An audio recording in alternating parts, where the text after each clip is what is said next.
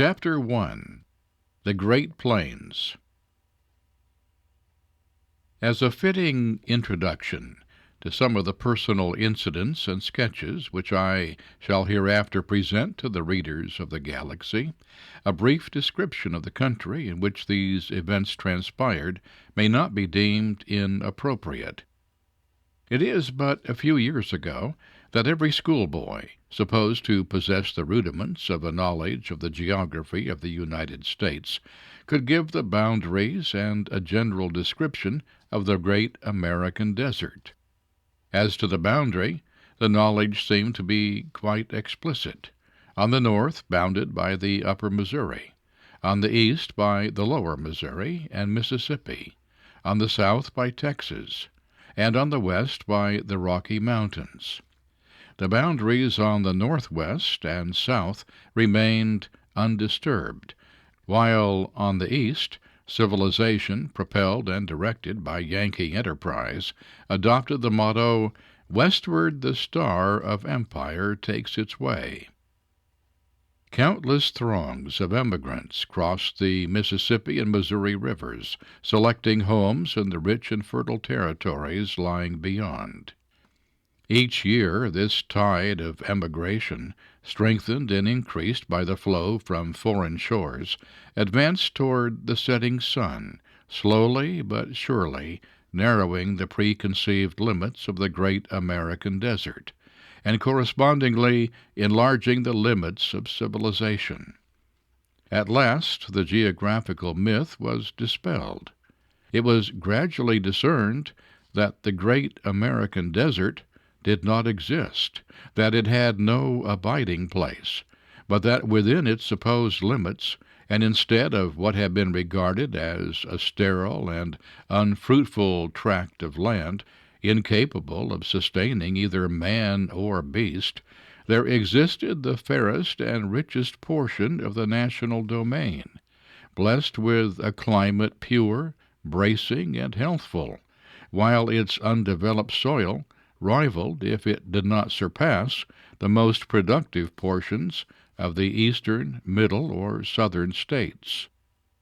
Discarding the name Great American Desert, this immense tract of country, with its eastern boundary moved back by civilization to a distance of nearly 300 miles west of the Missouri River, is now known as the Plains, and by this more appropriate title it shall be called when reference to it is necessary. The Indian tribes, which have caused the government most anxiety, and whose depredations have been most serious against our frontier settlements and prominent lines of travel across the plains, infest that portion of the plains bounded on the north by the valley of the Platte River and its tributaries, on the east by a line running north and south between the 97th and 98th meridians, on the south by the valley of the Arkansas River, and west by the Rocky Mountains, although by treaty stipulations almost every tribe with which the government has recently been at war is particularly debarred from entering or occupying any portion of this tract of country. Of the many persons whom I have met on the plains as transient visitors from the States or from Europe, there are few who have not expressed surprise that their original ideas concerning the appearance and characteristics of the country were so far from correct, or that the plains, in imagination, as described in books, tourist letters, or reports of isolated scientific parties, differed so widely from the plains as they actually exist and appear to the eye. Travelers, writers of fiction, and journalists have spoken and written a great deal concerning this immense territory, so unlike in all its qualities and characteristics to the settled and cultivated portion of the United States. But to a person familiar with the country, the conclusion is forced. Upon reading these published descriptions, either that the writers never visited but a limited portion of the country they aim to describe, or, as is most commonly the cause at the present day, that the journey was made in a stagecoach or Pullman car, half of the distance traveled in the night time, and but occasional glimpses taken during the day. A journey by rail across the plains is at best but ill adapted to a thorough or satisfactory examination of the general character of the country, for the reason that in selecting the route for railroads, the valley of some stream is, if practicable, usually chosen to contain the roadbed. The valley being considerably lower than the adjacent country, the view of the tourist is correspondingly limited. Moreover, the vastness and varied character of this immense tract could not fairly be determined or judged of by a flying trip across one portion of it. One would scarcely expect an accurate opinion to be formed of the swamps of Florida from a railroad journey from New York to Niagara. After indulging in criticisms on the written descriptions of the plains, I might reasonably be expected to enter into what I conceive a correct description, but I forbear. Beyond a general outline, embracing some of the peculiarities of this slightly known portion of our country, the limits and character of these sketches of Western life will not permit me to go. In proceeding from the Missouri River to the base of the Rocky Mountains, the ascent, though gradual, is quite rapid. For example, at Fort Riley, Kansas, the bed of the Kansas River is upward of 1,000 feet above the level of the sea, while Fort Hays, at a distance of nearly 150 miles farther west, is about 1,500 feet above the level of the sea. Starting from almost any point near the central portion of the plains, and moving in any direction, one seems to encounter a series of undulations at a more or less remote distance from each other, but constantly in view. Comparing the surface of the country to that of the ocean, a comparison often indulged in by those who have seen both, it does not require a very great stretch of the imagination, when viewing this boundless ocean of beautiful living verdure, to picture these successive undulations as gigantic waves, not wildly chasing each other to or from the shore, but standing silent and immovable, and by their silent immobility adding to the impressive grandeur of the scene. These undulations, varying in height from 50 to 500 feet, are sometimes formed of a light sandy soil, but often of different varieties of rock, producing at a distance the most picturesque effect. The constant recurrence of these waves, if they may be so termed, is quite puzzling to the inexperienced plainsman. He imagines, and very naturally too, judging from appearances, that when he ascends to the crest he can overlook all the surrounding country. After a weary walk or ride of perhaps several miles, which appeared at starting not more than 1 or 2, he finds himself at the desired point, but discovers that directly beyond, in the direction he desires to go, rises a second wave, but slightly higher than the first, and from the crest of which he must certainly be able to scan the country as far as the eye can reach. Thither he pursues his course, and after a ride of from 5 to 10 miles, although the distance did not seem half so great before starting, he finds himself on the crest, or, as it is invariably termed, the divide, but again only to discover that another, and apparently a higher divide, rises in his front, and about the same distance. Hundreds, yes, thousands of miles may be journeyed over, and this same effect witnessed every few hours. As you proceed toward the west from the Missouri, the size of the trees diminishes, as well as the number of kinds. As you penetrate the borders of the Indian country, leaving civilization behind you, the sight of forests is no longer enjoyed, the only trees to be seen being scattered along the banks of the streams, these becoming smaller and more rare, finally disappearing altogether, and giving place to a few scattering willows and osiers. The greater portion of the plains may be said to be without timber of any kind. While dwarfed specimens of almost all varieties of trees are found fringing the banks of some of the streams, the prevailing species are cottonwood and poplar trees, Populus monahera and Populus angulosa. Intermingled with these are found clumps of osiers, Salix longifolia. In almost any other portion of the country, the cottonwood would be the least desirable of trees, but to the Indian, and in many instances which have fallen under my observation, to our troops, the cottonwood has performed a service for which no other tree has been found its equal,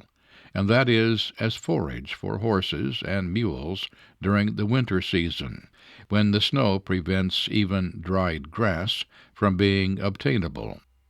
During the winter campaign of 1868-69 against the hostile tribes south of the Arkansas, it not infrequently happened that my command, while in pursuit of Indians, exhausted its supply of forage, and the horses and mules were subsisted upon the young bark of the cottonwood tree. In routing the Indians from their winter villages, we invariably discovered them located upon that point of the stream promising the greatest supply of cottonwood bark, while the stream in the vicinity of the village was completely shorn of its supply of timber, and the village itself was strewn with the white branches of the cottonwood, entirely stripped of their bark. It was somewhat amusing to observe an Indian pony feeding on cottonwood bark. The limb being usually cut into pieces about 4 feet in length and thrown upon the ground, the pony, accustomed to this kind of long forage, would place one forefoot on the limb in the same manner as a dog secures a bone, and gnaw the bark from it. Although not affording anything like the amount of nutriment which either hay or grain does, yet our horses invariably preferred the bark to either, probably on account of its freshness. The herbage to be found on the principal portion of the plains is usually sparse and stunted in its growth. Along the banks of the streams and in the bottomlands there grows generally in rich abundance a species of grass often found in the states east of the Mississippi, but on the uplands is produced what is there known as the buffalo grass, indigenous and peculiar in its character, differing in form and substance from all other grasses. The blade, under favorable circumstances, reaches a growth usually of from 3 to 5 inches. But instead of being straight, or approximately so, it assumes a curled or waving shape, the grass itself becoming densely matted, and giving to the foot, when walking upon it, a sensation similar to that produced by stepping upon moss, or the most costly of velvet carpets.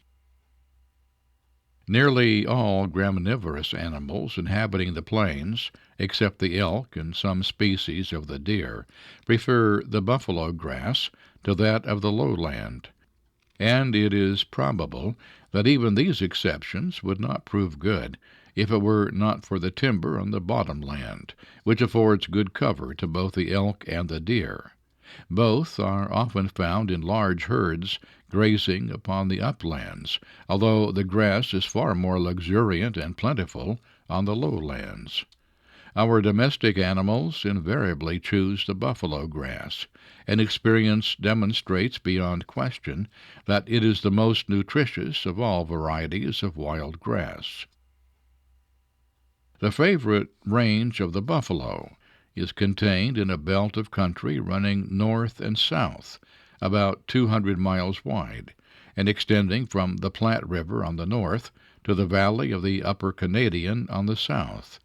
In migrating, if not grazing or alarmed, the buffalo invariably moves in single file,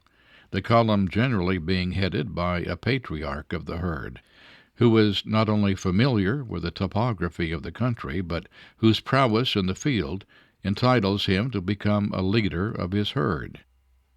He maintains this leadership only so long as his strength and courage enable him to remain the successful champion in the innumerable contests which he is called upon to maintain.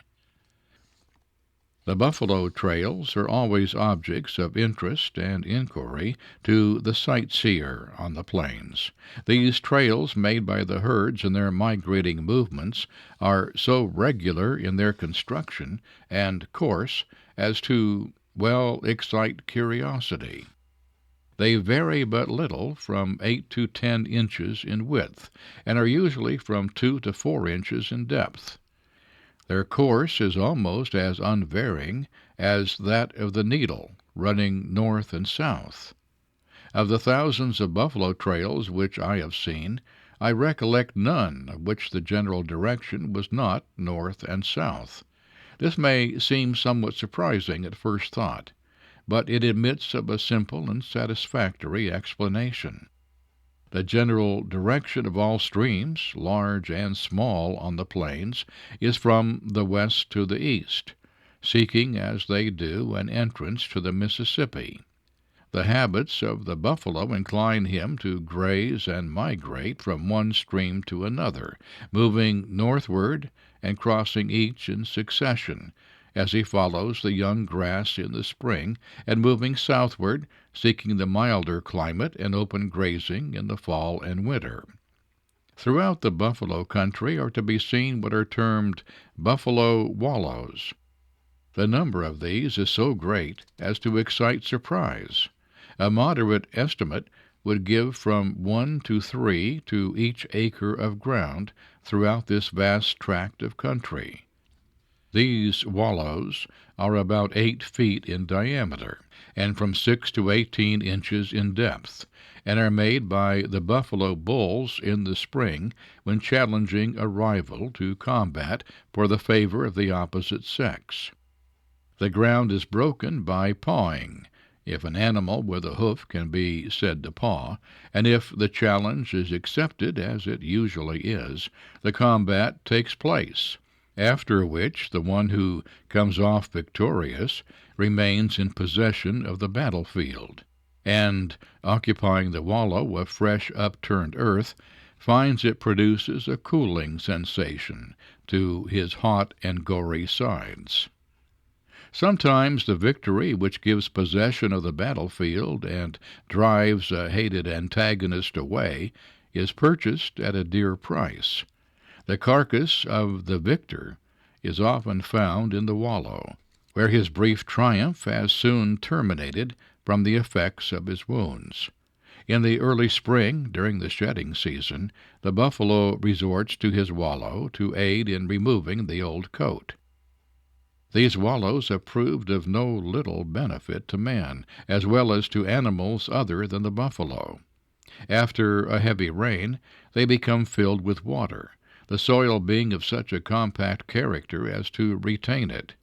It has not infrequently been the case, when making long marches, that the streams would be found dry, while water in abundance could be obtained from the wallows. True, it was not of the best quality, particularly if it had been standing long, and the buffalo had patronized the wallows as summer resorts, but on the plains a thirsty man or beast, far from any streams of water, does not parley long with these considerations. Wherever water is found on the plains, particularly if it is standing, innumerable gadflies and mosquitoes generally abound.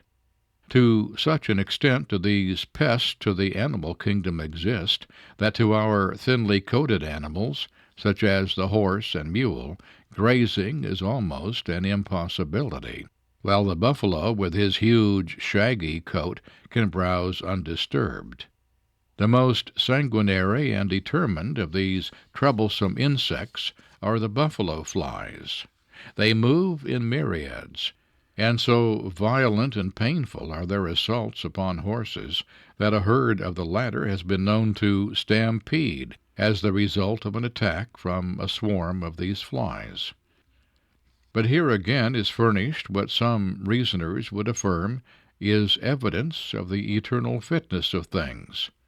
In most localities where these flies are found in troublesome numbers, there are also found flocks of starlings, a species of blackbird. These more, I presume, to obtain a livelihood than to become the defender of the helpless, perch themselves upon the backs of the animals, when woe betide the hapless gadfly who ventures near, only to become a choice morsel for the starling.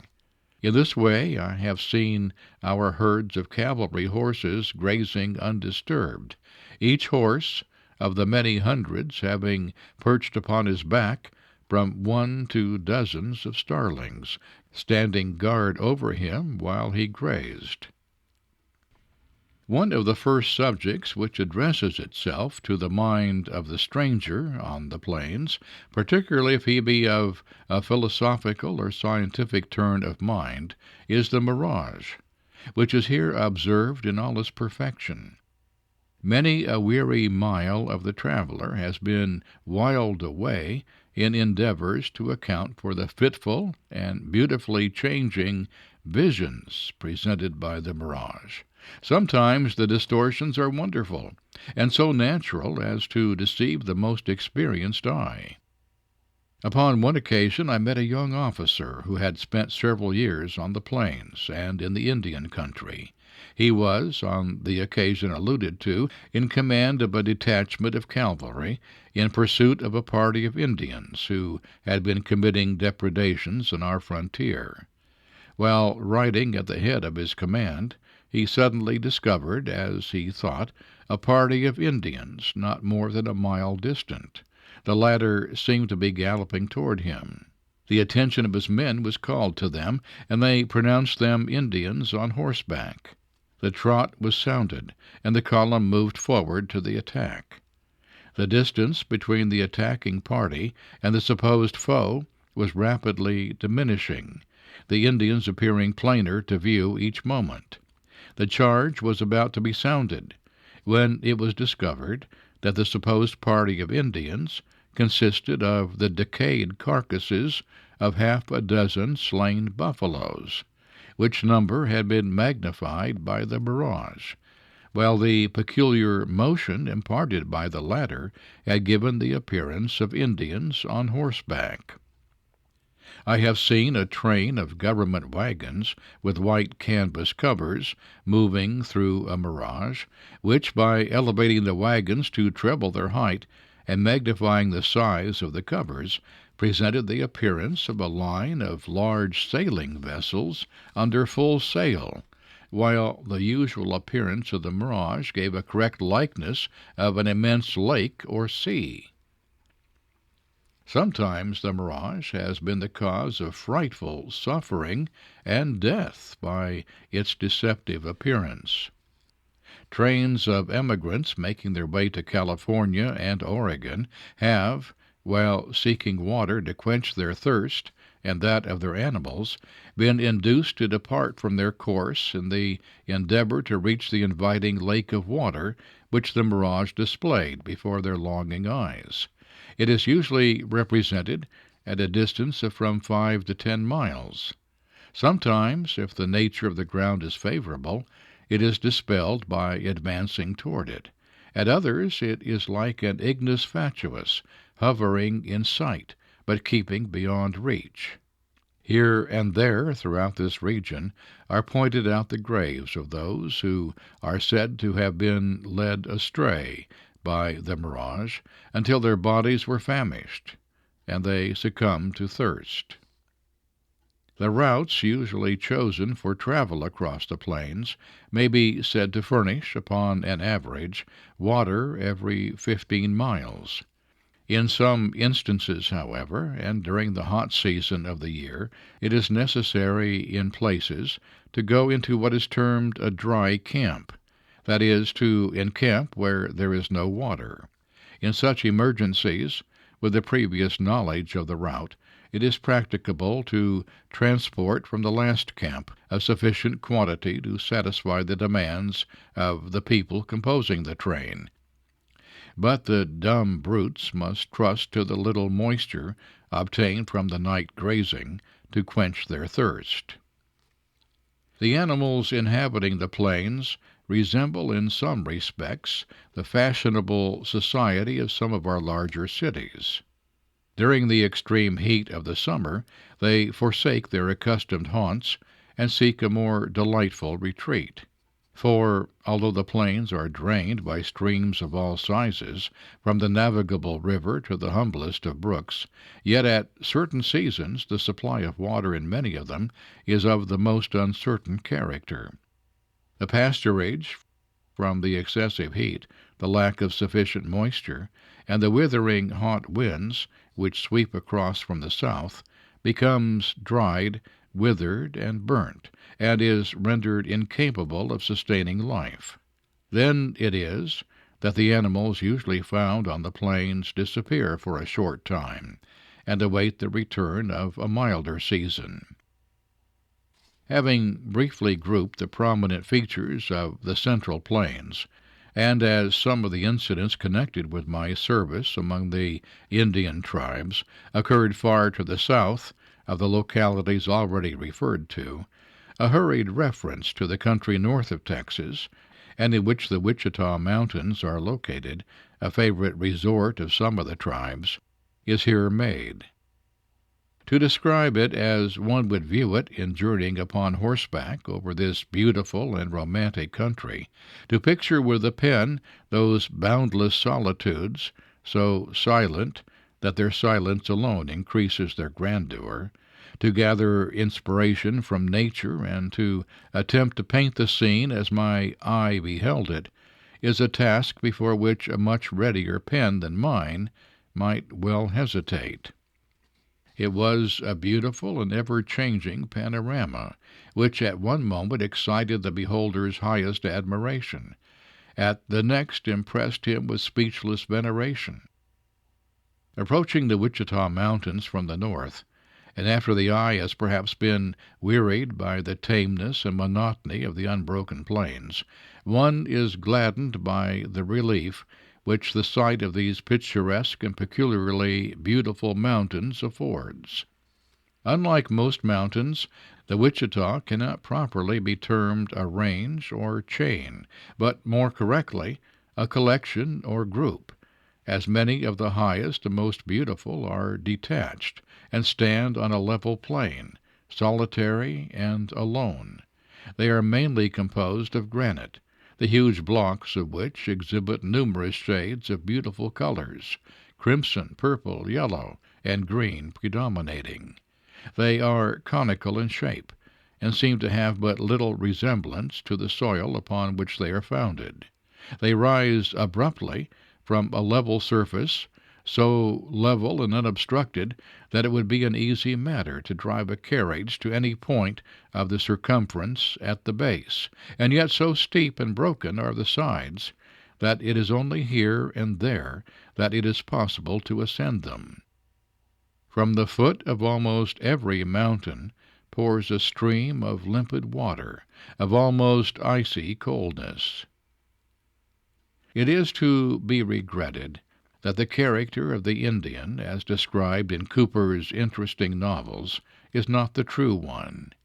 but as, in emerging from childhood into the years of a maturer age, we are often compelled to cast aside many of our earlier illusions and replace them by beliefs less inviting but more real, so we, as a people, with opportunities enlarged and facilities for obtaining knowledge increased, have been forced by a multiplicity of causes to study and endeavor to comprehend thoroughly the character of the red man. So intimately has he become associated with the government as ward of the nation, and so prominent a place among the questions of national policy, does the much mooted Indian question occupy, that it behooves us no longer to study this problem from works of fiction, but to deal with it as it exists in reality. Stripped of the beautiful romance with which we have been so long willing to envelop him, transferred from the inviting pages of the novelist to the localities where we are compelled to meet with him in his native village, on the war path, and when raiding upon our frontier settlements and lines of travel, the Indian forfeits his claim to the appellation of the noble red man. We see him as he is, and so far as all knowledge goes, as he ever has been, a savage in every sense of the word. Not worse, perhaps, than his white brother would be, similarly born and bred, but one whose cruel and ferocious nature far exceeds that of any wild beast of the desert. That this is true, no one who has been brought into intimate contact with the wild tribes will deny.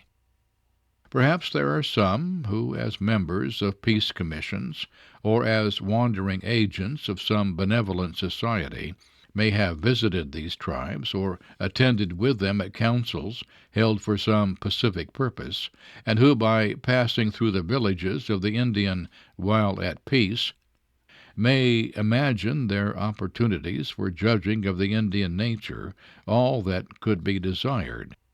But the Indian, while he can seldom be accused of indulging in a great variety of wardrobe, can be said to have a character capable of adapting itself to almost every occasion. He has one character, perhaps his most serviceable one, which he preserves carefully,